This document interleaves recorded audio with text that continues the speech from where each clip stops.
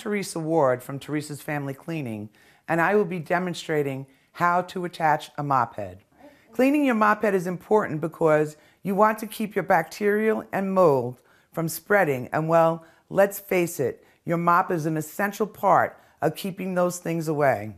There are two types of mop heads we will change, so depending upon which one you will be using, this is what you will need. 8-ounce 46-inch mop handle, 2 cotton cut-end mop heads, or 8-ounce 46-inch wet-dry mop handle, 2 microfiber wet-dry mop heads. It is important to have at least 2 mop heads so you can have one to use while the other one is washing. And having a backup is always well advised.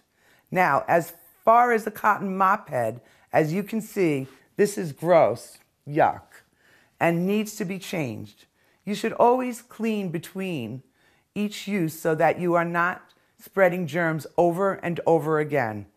So we turn to the mop head side up and unscrew. Then you can replace by screwing on the new mop head and make sure you clasp it. Securely, you can wash the used mop head in a small hot wash cycle using a 1/4 cup of baking soda and a 1/2 cup of white vinegar, then air dry. As for the microfiber cloth wet dry mop, what I love most about these is they are mostly Velcro. So all you do is turn head side up, peel off, and replace with another microfiber mop head. Pretty simple. I hope you have enjoyed our time together.